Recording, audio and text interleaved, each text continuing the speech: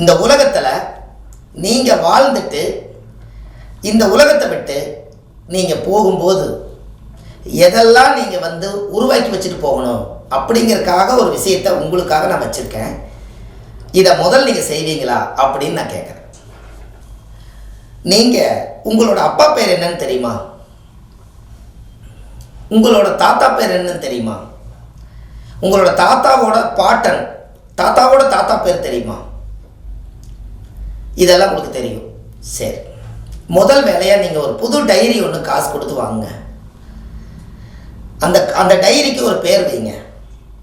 நான் வாழ்ந்த சரித்திரம் அப்படின்னு ஒரு பேர் வைங்க. நான் வாழ்ந்த சரித்திரம் அப்படின்னு ஒரு டைட்டில் கொடுத்து அந்த டைரி வேறு எதுக்கு யூஸ் பண்ணாதீங்க.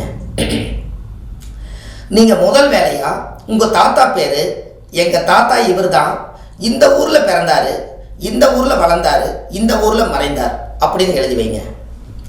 அதே மாதிரி உங்கள் அப்பா உயிரோடு இருந்தால் இந்த ஊரில் தான் அவர் பிறந்தார், வளர்ந்தார், இந்த தொழில் பண்ணார், எங்களை எல்லாம் நல்லா பார்த்துக்கிட்டாருன்னு எழுதி வைங்க. எங்கள் அம்மா பேர் இதுதான் அப்படின்னா எங்கள் அம்மா பேரை நீங்கள் எழுதி வைங்க. இப்படி 3-4 தலைமுறையாக உங்களுக்கு தெரிஞ்சதை எல்லாமே டைரியில் நீங்கள் எழுதி வச்சுருங்க. இந்த டைரியில் நீங்கள் எழுதி வச்சு உங்களுடைய குலதெய்வத்தை, சாமியை நீங்கள் என்ன கும்பிட்டீங்களோ அந்த சாமியோட பேரை எழுதி, அந்த சாமி எந்த ஊரில் இருக்குது, அந்த சாமிக்கு என்ன பூஜை வழிமுறைகள் பண்ணாங்க, ஆதி காலத்தில் பூசாரி பட்டம் யாருக்கு கொடுத்தாங்க, அந்த காலத்தில் கட்டளதார்கள்லாம் யார், யாரெல்லாம் இந்த கோவிலை உருவாக்குனாங்க, எல்லாத்தையும் அந்த டைரியில் எழுதுங்க. எதற்காக இதை சொல்கிறேன்னு உங்களுக்கு தெரியுமா? நீங்கள் உங்கள் காலம் வாழ்ந்து முடித்து மறைந்ததுக்கு அப்புறம் இது எல்லாமே நீங்கள் டைரியில் எழுதி வச்சுட்டீங்கன்னா அடுத்த தலைமுறையில் யார் பிறக்கிறாங்களோ அவங்க எடுத்து அந்த டைரி பார்க்கும்போது, ஓ எங்கள் தாத்தா இப்படி வாழ்ந்தார், எங்கள் அப்பா இப்படி வாழ்ந்தார், எங்கள் தாத்தனோட தாத்தா பாட்டா இப்படி பொழைச்சாரு, ஓ என்னோட குலசாமி இந்த ஊரில் தான் இருக்குது, ஓ இப்படி வழிமுறை பூஜை தான் அவங்க பண்ணியிருக்காங்க, நம்ம அந்த ஊரை கண்டுபிடிச்சி நாம போய் கும்பிடலாம், அந்த சாமியோட அந்த கோயிலை உருவாக்குறதுக்காக கல்லுமண் செவந்தவங்கெல்லாம் இவங்க தான். அப்போ நம்ம பாரம்பரியத்தை விட்டு கொடுக்கக்கூடாது. நம்ம அந்த கோயிலில் நம்ம வாழ்ந்தா பத்தாது. குலதெய்வத்தை வணங்காமல் கோவிந்தா கோவிந்தா என்று பல தெய்வத்தை வணங்கினாலும் பலனொன்றும் இல்லைன்னு சொன்னாங்களே, அப்போ நம்ம பலனெல்லாம் வாழ்ந்துடக்கூடாதுன்னு சொல்லி அந்த குலதெய்வத்தை தேடி போவாங்க. நீங்கள் எழுதி வச்சால்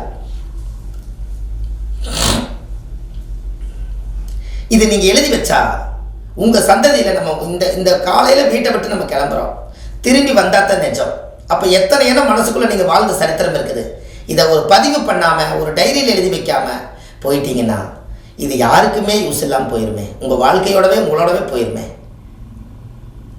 அப்போது நீங்கள் வாழ்ந்த சரித்திரத்தில் எதெல்லாம் முன்னோர்கள் வழிகாமிச்சாங்களோ அதை பூரா அந்த டைரியில் பதிச்சு வைங்க. ஒரு நாளைக்கு ஒரு விஷயத்தை எழுதுங்க, இல்லை ஒரு வாரத்துக்கு ஒரு விஷயத்தை எழுதுங்க. டைரி நிறைவாயிரும். அந்த டைரி பொக்கிஷமாக அதுக்கு ஒரு மஞ்சள் துணி போட்டு கட்டி ஒரு பீர்வாவில் நகை எப்படி காப்பாற்றுறீங்களோ, பத்திரத்தை எப்படி வைக்கிறீங்களோ அது மாதிரி இதையும் பத்திரமா வைங்க.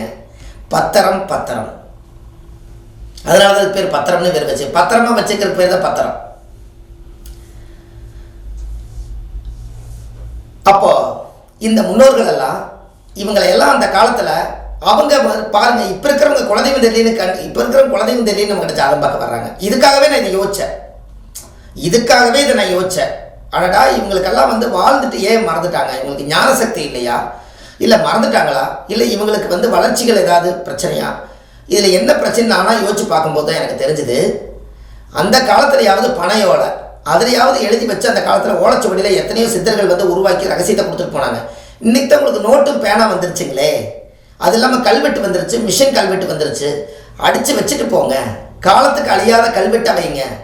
வசதி இருக்கிறவங்க கல்வெட்டிலே போட்டு ஒரு சரித்திரத்தை உருவாக்கி உங்கள் வீட்டில் நட்ட வச்சுட்டு போங்க. எங்கள் தாத்தா அவர் கல்வெட்டில் போட்டிருக்கிறார், இப்படி தான் வாழ்ந்தாருன்னு அவர் கல்வெட்டு அடித்து வச்சுக்கிறாருன்னு கொஞ்சம் காசு செலவு பண்ணுங்களேன்,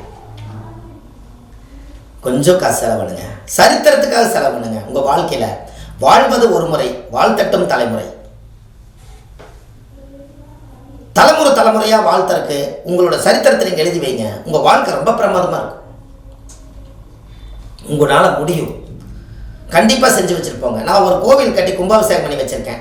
அதில் போட்டு வச்சுருக்க சுப மாரிமுத்து, பாரம்பரிய திருவள்ளுவர் குல வம்சம், பிரசன்ன ஜோதிட ஞானி அப்படின்னு எல்லாம் போட்டு, எங்கள் அப்பா வேறு எங்கள் தாத்தா வேறு, எங்களுடைய குடும்பத்து பேரெல்லாம் போட்டு நான் எல்லாத்தையும் நான் எழுதி வச்சு நான் ஒரு பெரிய ராஜகோபுரம் கட்டி வச்சுருக்கேன். இன்னைக்கு போய் பார்த்தாலும் என்னுடைய காலத்தில் ஒரு ராஜகோபுரத்தை ஒரு மனுஷன் கட்டி வச்சாருன்னு, நம்ம காலம் இருக்க வரைக்கும் இருக்கட்டும், ஒரு காலத்தில் நம்ம இந்த மண்ணை விட்டு போகத்தான் போகிறோம். அன்னைக்கு எனக்கு பிறக்கிற பையனுக்கு ஒரு குழந்தை பிறந்தால், என்னுடைய பையன் எனக்கு என்ற வளர்த்தியில் இருக்கார், அவருக்கு இன்னொரு 5 வருஷம் 10 வருஷம் போனால் கல்யாணம் ஆகும், அவருக்கு ஒரு பேரன் பேத்தி பிறக்கும், அவங்க கொஞ்ச நாளான விவரம் ஆயிடுவாங்க. அதுக்கப்புறம் போய் எங்கள் தாத்தா தான் சுப மாரிமுத்துன்னு ஒரு குழந்தை சொல்லும். அப்போ போய் பார்த்தா அந்த ரெக்கார்டு அங்கே இருக்கும். ஓ, எங்கள் தாத்தா இவ்வளோ பெரிய வேலையை அந்த காலத்தில் செஞ்சு வச்சுக்கிறாரா, அப்போ நம்ம போய் காப்பாற்றணும், எங்கள் தாத்தாவுதாக்கு அப்படின்னு அதை கட்டி பிடிச்சிக்கணும். இதை நான் இன்றைக்கே உருவாக்கி வச்சுருக்கேன். நான் உருவாக்கி வச்சுட்டு தான் உங்களுக்கு சொல்கிறேன். 108 சாய்பாபா கோயில் ஒன்று கட்டுறேன், 154 அடியில் ஒரு முருகர் சிலை ஒன்று கட்டணும்னு ஒரு சங்கல்பம் வச்சுருக்கேன். வாழ்ந்தால் மட்டும் பத்தாது, வாழ்ந்தோம் இருந்தோம் போனோம்னு இல்லாமல் ஒரு சரித்திரத்தை உருவாக்கி வைக்கணும். அதுக்கு அந்த சரித்திரமே உங்களோட கல்வெட்டு தான், நீங்கள் கொடுக்குற டைரி தான். இந்த டைரி நீங்கள் நிச்சயமாக எழுதுனீங்களே அந்த பதிவு கேட்டு ஒரே ஒரு நன்றி சொல்லுங்களேன், இது சரியா அப்படின்னு சொல்லுங்கள். தவறுங்கிற பேச்சே இங்கே இடமில்லை. உங்கள் டைரியில் நீங்கள் எழுதி வச்சுட்டு போங்க, பத்திரத்தில் நீங்கள் எழுதி வச்சுட்டு போகிறீங்க, உயிர் எழுதி வச்சுட்டு போகிறீங்க. அதை எடுத்து ஒரு காலத்தில் உயிர் எழுதி வச்சு அவங்க விட்டுட்டு போயிட்டாங்க, அதை எடுத்து படித்து எனக்கு தான் இந்த சொத்துன்னு சொல்லி போராடுறீங்களா இல்லையா? ஏன் உங்கள் குலதெய்வத்தை நீங்கள் எழுதி வச்சுட்டு போகக்கூடாது? உங்கள் அப்பா அம்மா பேர் எழுதி வச்சுட்டு போங்க. நீ யாருக்கு பிறந்தேன்னு தெரியாமல் போயிடக்கூடாது பாருங்கள். உங்கள் தாத்தாவுக்கு நீ பிறந்து நீ பேரம் பேத்தீங்க, உங்கள் தாத்தா வேற தெரியல, நீ யாருக்கு பிறந்தேன்னு தெரியாமல் இருக்கக்கூடாது அப்படிங்கிற ஒரு விஷயத்தை இதில் கொண்டு வருது பாருங்கள். எழுதி வைங்க, எங்கள் தாத்தா இவர் தான் நெஞ்ச நிமித்தலாம். சரியா தவறா சொல்லுங்கள், தவறு பேச்சே இல்லை, வார்த்தையில சொல்கிறேன். அப்போ உங்களுடைய உள்ளத்தில் இருக்கிறது எல்லாமே உலகத்துக்கு சமர்ப்பணம் பண்ணுங்க, கண்டிப்பாக உங்கள் வாழ்க்கை நல்லா இருக்கு. என்னோட அனுபவத்தில் சொல்கிற உண்மைகள். நான் எந்த ஸ்கூலில் படித்தேன், எனக்கு வாத்தியார் குருநாதர்கள் யார், எங்கள் அம்மா எப்படியெல்லாம் கஷ்டப்பட்டாங்க,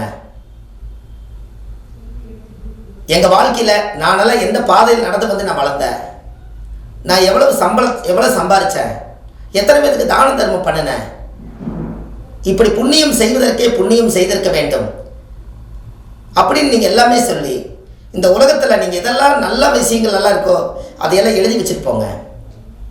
யாரெல்லாம் நம்மளுக்கு எதிரியாக இருந்தாங்களோ அவங்களே எழுதி வைங்க. அந்த தண்ணி குடிக்க மாட்டாங்க.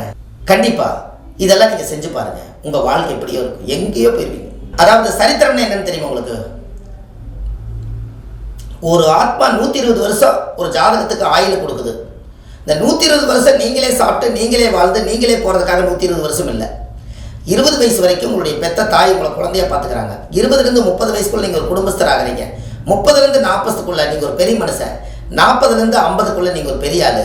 60 வயசுங்கும் போது உங்களுடைய வாழ்க்கையிலே ரிட்டையர்ட் ஆகிறீங்க. 60 வயசுக்கு மேலே 120 வருஷத்துக்கு எதுக்காக ஓய்வு காலம்னு கொடுத்தாங்கன்னா, நீங்கள் வாழ்ந்த பாதை, நடந்து வந்த பாதை, எழுதின பாதை எல்லாத்தையும் மீதி இன்னும் 60 வருஷத்துக்குள்ள உங்களுக்கு எவ்வளவு ஆயுள் இருக்குதோ அது வரைக்கும் யோசிச்சு ஒவ்வொரு காலத்திலையும் நம்ம என்னெல்லாம் எழுதி வச்சோமோ அதெல்லாம் எழுதி வைங்க. டைரியில் எழுதி வைங்க. பத்திரம் எங்கே வச்சுக்கிறீங்களோ அங்கே வைங்க, இல்லை உங்கள் பேரில் லாக்கரில் வைங்க. பெரிய பொக்கிஷம், அது மிகப்பெரிய பொக்கிஷம். அப்போ